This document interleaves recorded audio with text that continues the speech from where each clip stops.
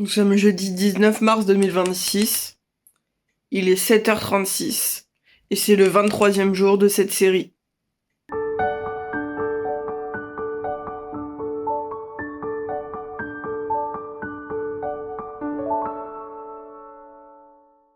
Nouvelle journée. Le réveil a été dur ce matin. J'ai eu beaucoup de mal à m'endormir. C'était très compliqué, j'avais des crampes dans les bras, je sais pas pourquoi, mais ça me faisait mal, etc. Donc c'était compliqué, j'ai mis plus d'1 heure à m'endormir, malgré les médicaments que j'ai pris correctement. Puis après j'ai eu des cauchemars, des choses comme ça, donc c'était pas simple. Vivement que je vois la psychiatre demain pour voir ce qu'on peut faire là, parce que j'en peux plus. Pour la journée, on va essayer de terminer le montage ce matin avant de partir à l'hôpital de jour, en sachant qu'il faut que je parte plus tôt pour essayer de voir l'assistante sociale. Donc je vais voir ce que ça va donner. En sachant qu'il y a quand même pas mal de travail encore sur le montage, vu que j'ai eu du mal à avancer hier soir. Ensuite, on ira à l'hôpital de jour pour essayer de voir l'assistante sociale, comme je viens de le dire. Et ensuite, on ira en atelier BD. Et l'après-midi, comme mon infirmière référente n'est pas là parce qu'elle est en vacances, il n'y aura pas de sortie culturelle cette semaine, mais par contre, à la place, il y a une projection d'un film, d'un court-métrage, je sais pas trop. J'avoue qu'il y avait très peu d'infos sur ce truc-là, qui va être à l'hôpital de jour directement. Donc je vais y assister, je vais voir, en espérant que ce soit pas un traumatisme de plus. Et ensuite, on rentrera à l'appartement et on se mettra en fonction de mon état de fatigue. Je dormirai peut-être un coup, peut-être une demi-heure, 1 heure. Et ensuite, j'essaierai d'avancer sur mon projet, encore une fois, en attendant de bosser sur le montage du jour 23 que je suis en train de tourner aujourd'hui. Au niveau du petit déjeuner, j'ai toujours mon chocolat chaud avec mes céréales. Je me suis préparé un wrap avec du fromage frais à l'intérieur. J'ai jamais fait ça, mais je me dis que ça doit pas être mauvais. De toute façon, il faut que je mange mes wraps et j'ai plus de viande à mettre à l'intérieur. Donc je vais les manger comme ça. J'espère que c'est bon, mais tremper dans le lait, je pense que ça devrait le faire. Je trempe tout dans le lait pour que ce soit moins sec et j'arrive à y manger. Ensuite, on a les sablés de Retz, les sablés habituels et j'ai pris 2 kiwis parce que je ne pense pas les manger. Et c'est pas une bonne idée de les manger le soir étant donné que j'ai déjà du mal à m'endormir le soir. Donc du coup, je préfère les manger le matin ou le midi. Mais là, le midi, je suis à l'hôpital de jour, donc je vais les manger le matin. Comme ça va me donner en plus des forces. Et j'ai sorti un bol pour les kiwis pour éviter de mettre du jus partout sur la table. Je mange tranquillement et on se retrouve après quand je suis prête à travailler. Il est 8h40 pile, j'ai terminé de prendre mon petit déjeuner depuis longtemps, je me suis habillée, je me suis coiffée avec de la cire notamment pour essayer de plaquer mes cheveux. J'ai pris mes médicaments aussi et donc là on est parti pour du montage pour essayer de le terminer dans les temps. Il est 9h22, on part pour l'hôpital de jour, la vidéo est en train de s'emporter tranquillement sur YouTube, donc ça va se finir dans la journée. Donc normalement tout est bon pour 18h. Je prends mon casque avec mon sac à dos pour les livres pour l'atelier BD, je mets mes chaussures et on est parti. Il est 16h34, je viens de rentrer à l'appartement. Je vais dormir un peu parce que je suis épuisée. Je pense que je vais dormir jusqu'à 17h, 17h30 et après en attendant la douche, je me mettrai sur mon projet. Il est 19h53, j'ai bossé sur mon projet, j'ai reporté les alarmes et du coup je suis en décalage, tant pis, c'est pas grave. Du coup on est parti pour le repas du soir.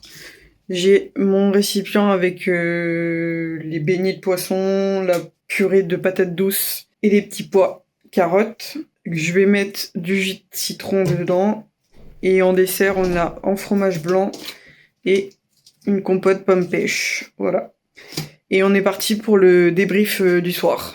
Bon, on recommence. Faut savoir que je sors d'un tournage de 20 minutes où je parle dans le vide, parce que quelqu'un m'a appelé au bout de 3 minutes et ça a coupé le rush. Donc j'ai parlé pendant 20 minutes toute seule et dans le vide. Donc on recommence le débrief du soir. Je suis arrivée à l'hôpital de jour, j'ai directement demandé si c'était possible de voir l'assistante sociale. On m'a dit qu'elle allait revenir vers moi parce que ce matin, elle est complète au niveau des rendez-vous. Donc, elle va revenir vers moi pour me dire quand est-ce qu'il y a eu une disponibilité. Ensuite, j'ai été dans le living en attendant l'atelier BD puisque je suis arrivée assez tôt. Je me suis mise sur le storyboard de la vidéo publicitaire que je vais faire pour mon application, que j'intégrerai directement à la vidéo que je tournerai pour présenter le projet dans son intégralité. Donc j'ai fait le storyboard de ce truc-là, et ensuite c'était l'heure de l'atelier BD. Donc l'atelier BD, ça s'est bien passé. J'avoue que j'avais la boule au ventre quand j'y ai été au début, parce que je m'étais pas entraînée sur les animaux, les personnages, les trucs comme ça.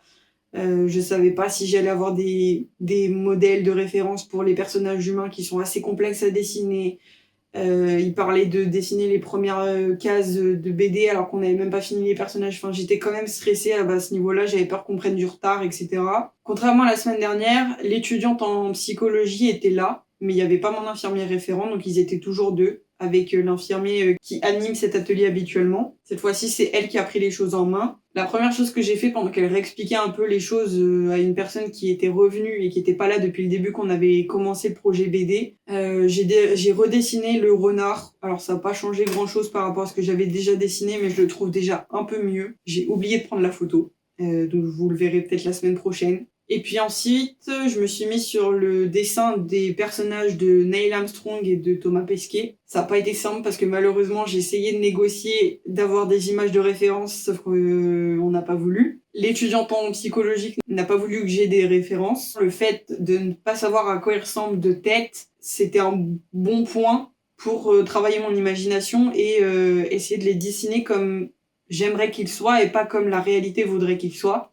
Chose que j'ai vraiment du mal à faire, mais bon, on va y arriver. Ils m'ont donné des conseils comme le fait d'essayer de faire des choses qui les différencient, comme leur nationalité, le fait qu'ils sont pas de la même époque, que Neil Armstrong était là avant Thomas Pesquet, donc il est forcément plus vieux, entre guillemets. S'il était présent en même temps que Thomas Pesquet, il serait plus âgé. Donc jouer sur ces choses-là. Donc c'est ce que j'ai fait. Sur la combinaison de chacun, j'ai dessiné la nationalité qu'ils ont, à savoir le drapeau américain pour Neil Armstrong, et le drapeau français pour Thomas Pesquet. Pour Neil Armstrong, au niveau des cheveux, j'ai fait quelque chose de plus dégarni que Thomas Pesquet pour jouer un peu sur l'âge. Et pour jouer aussi sur la différence d'âge, j'ai mis des lunettes à Neil Armstrong et pas à Thomas Pesquet. Voilà. Je suis assez contente du résultat quand même si ça leur ressemble pas forcément. Et puis après, rapidement, des nouveaux groupes ont été créés, donc on était 6. Pour chaque nouveau groupe, il y avait celui qui écrit l'histoire, il y a la personne qui va traduire la personnalité des personnages à travers les émotions que elle-même ressent sur le moment. Et il y a la personne qui va s'occuper de tout ce qui est illustration, dessin, etc. Donc moi, pour la partie escargot, renard, corbeau et mouche, la personne que j'ai formée, entre guillemets, pour le dessin, qui, elle, va s'occuper de la partie petite fleur et lune, etc. avec Thomas Pesquet et Neil Armstrong. Et donc l'objectif de cette séance, rapidement, ça a été de construire la première case de chaque histoire et faire en sorte que chaque histoire se regroupe à un moment donné et commencer à l'imaginer visuellement comment ça allait donner. Donc en gros, l'histoire de la petite fleur que j'ai eue aujourd'hui un peu plus en détail, c'est Neil Armstrong qui a été sur la Lune, a planté une graine, puis est reparti. Et 57 ans plus tard, la graine a éclos et ça a donné un petit bourgeon, une petite plante qui n'a pas encore fleuri. Et Thomas Pesquet va à la rencontre de cette fleur qui est triste, seule, et qui a froid sur cette lune désertique et très grise, donc très humide et qui fait pas beau, va la ramener sur Terre. Et à partir du moment où la petite fleur arrive sur Terre, elle va fleurir et il va y avoir beaucoup plus de couleurs. Au niveau de l'histoire avec les escargots, enfin l'escargot, la mouche, le corbeau et le renard, j'ai pas encore l'histoire dans le détail. Ce que je sais en revanche, c'est qu'au départ, la première case, c'est que déjà l'histoire va se dérouler dans une forêt un peu hivernale et un peu sombre. Le début de l'histoire va être en noir et blanc et après il va y avoir des couleurs. Sauf pour le renard qui sera en couleur dès le début. Faut suivre. Et le début de l'histoire, donc, c'est l'escargot qui rencontre le renard avec son terrier et une souche d'arbre pour l'escargot et un terrier pour le renard. Voilà. Donc il a fallu dessiner ça sur de grandes feuilles. On est parti sur la couleur avec des feutres. C'est quelque chose que je travaille très peu. Donc c'est pas forcément évident, j'aime pas forcément le rendu que ça a. Ça laisse des traces sur le papier qui est pas forcément de très bonne qualité. Donc c'est pas, je trouve pas le résultat très joli pour le moment. En tout cas, on va voir si on peut pas améliorer les choses avec du crayon, des choses comme ça. Et voilà. Je crois que j'ai rien oublié. Une fois que l'atelier BD s'est terminé, j'ai attendu qu'il soit 12h45 pour aller manger.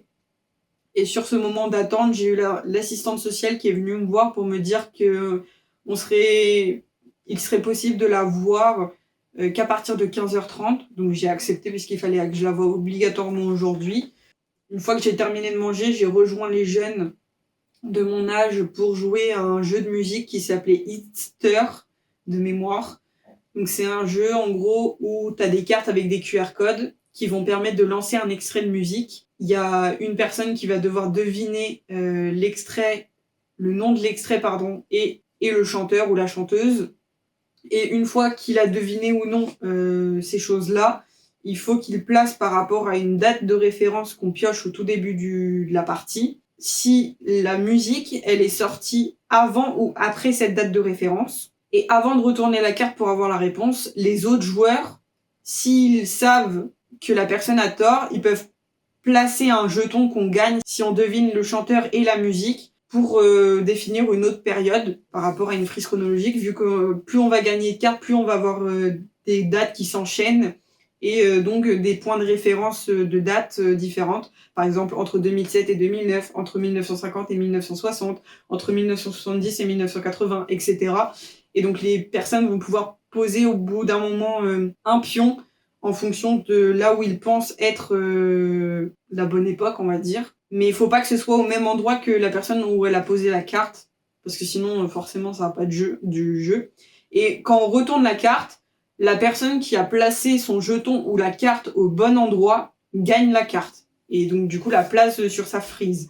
Et du coup, c'est la personne qui arrive à 10 cartes qui gagne le jeu. Je sais pas si c'est clair. J'ai essayé d'expliquer le plus simplement possible. Mais au pire, si vous êtes intéressé par le jeu, vous regardez sur Internet pour l'acheter, pour regarder comment ça se joue, etc. Et après, il y a eu la diffusion d'un film court-métrage, on va dire, à l'hôpital de jour directement. Je savais pas sur quoi ça allait être, le court-métrage. J'avais un peu peur d'avoir un nouveau traumatisme comme la semaine dernière, que je subis encore à l'heure d'aujourd'hui. Et en fait, le court-métrage qui était diffusé, c'était un court-métrage que j'ai déjà vu auparavant, qui était disponible sur Internet. Et donc, moi, j'ai regardé sur Internet directement.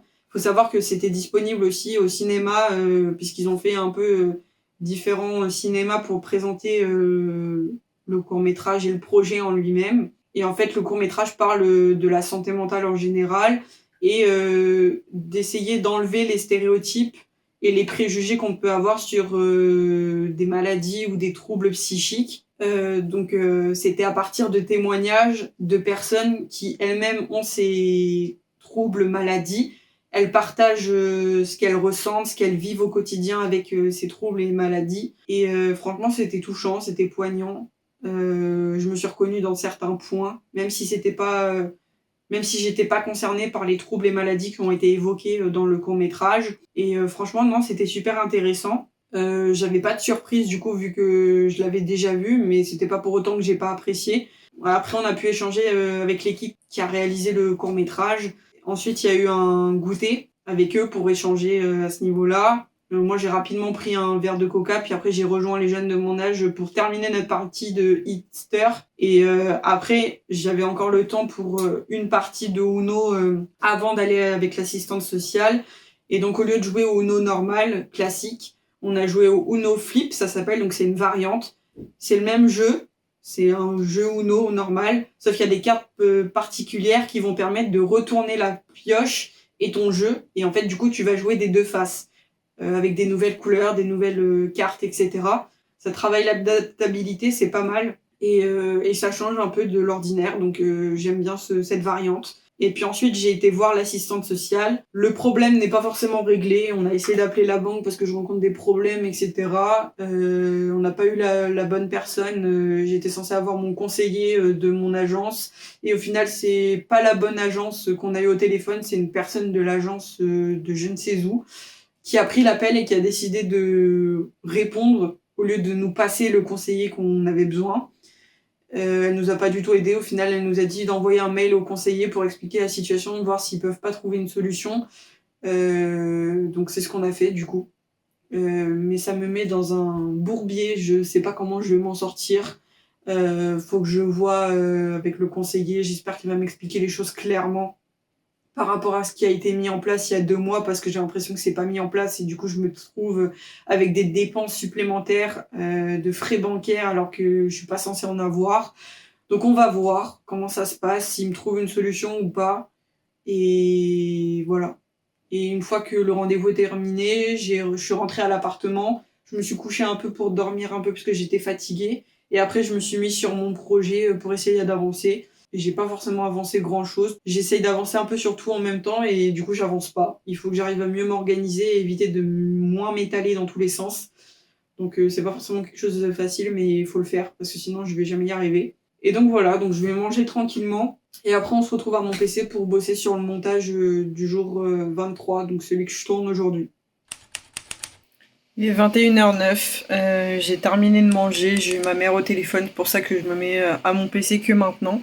Et on est parti pour le dérush du jour 23. Il est 23h54, j'ai essayé d'avancer le plus possible le montage. On verra bien, normalement je devrais pouvoir sortir ça pour 18h demain sans problème.